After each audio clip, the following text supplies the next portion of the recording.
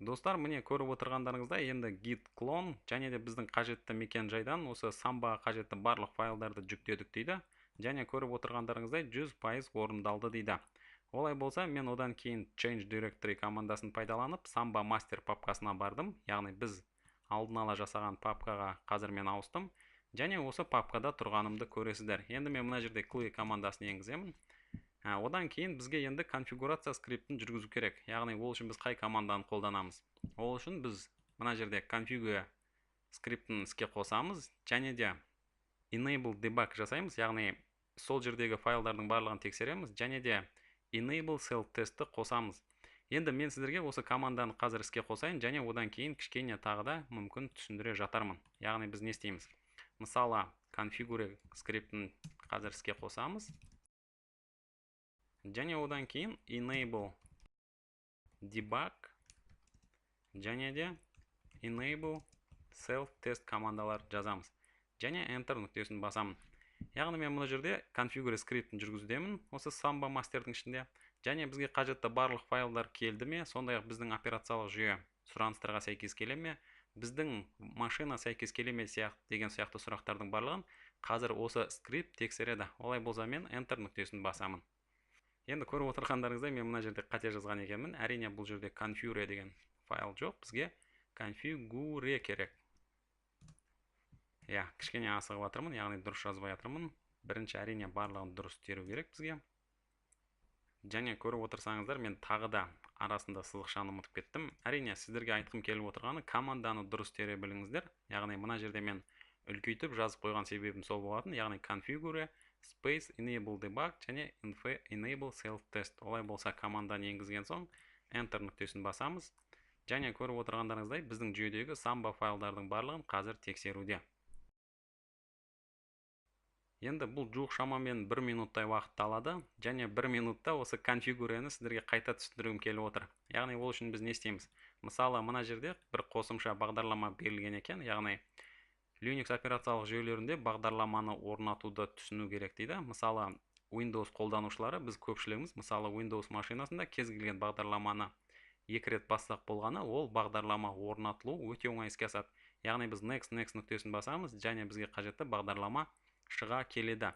Енді Linux әлемінде бұның барлығы кішкене өзгешелеу, яғни configure, make, сондай-ақ make install командалары осы жүктеліп алған source кодтар, яғни барлық бағдарламаларда жүйеге дұрыс орнатылуын қамтамасыз ететін қосымша бағдарламалар. Олай болса, осы бағдарлама туралы кішкене танысатын болсақ, мысалы, білесіздер ме, мына 3 файлмен, яғни configure, make және make installмен мен сіздерді қазір таныстырамын. Осы жерде мысалы қазір бізде келесі команда make және одан кейінгі make install.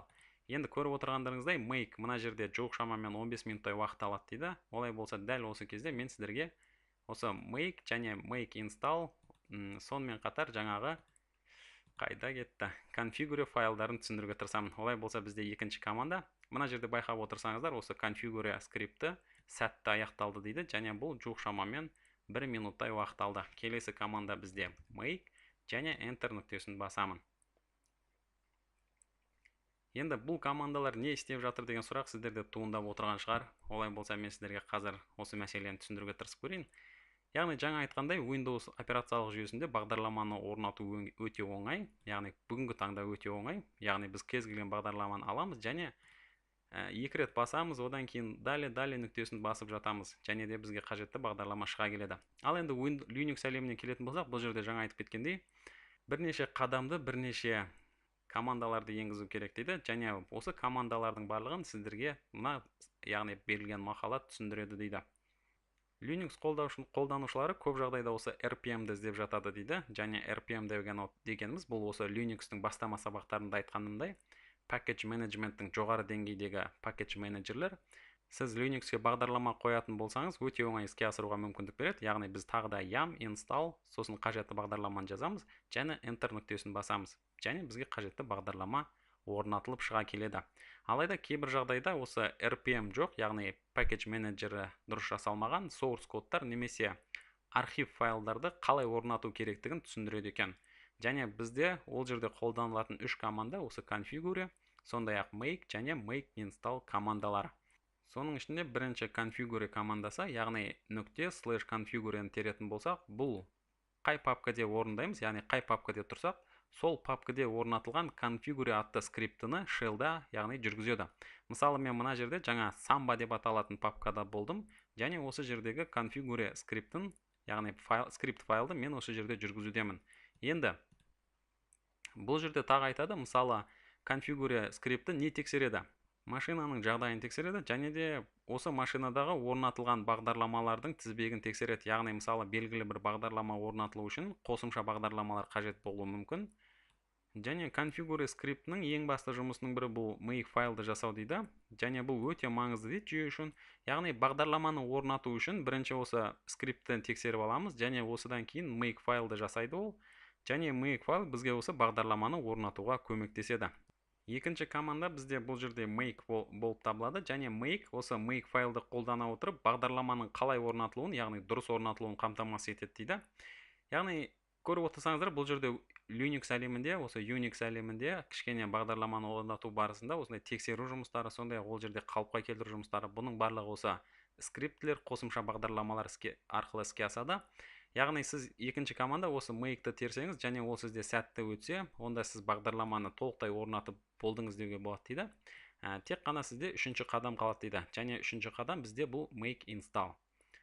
Және make install командасын теру барысында біздің осы жүйедегі бағдарламаның дұрыс орнатылуы және дұрыс папкалерге орнатылуын қамтамасыз етеді дейді. Жалпы осы үш команданы теру арқылы біз бағдарламаның жүйеде орнатылуын қамтамасыз етеміз. Және көріп отырғандарыңыздай біз жаңа самбаның кодтарын алдық, одан кейін осы үш команданы кезек-кезек енгізудеміз. Енді make-ті жаңа енгізген болатынбыз, оның жағдайын көрейік. Байқап отырсаңыздар, бұл жерде аяқталуға кішкене уақыт қалған екен. Олай болса, make командасының жұмысын аяқтағанын күтейік, одан кейін make install командасын енгізейік.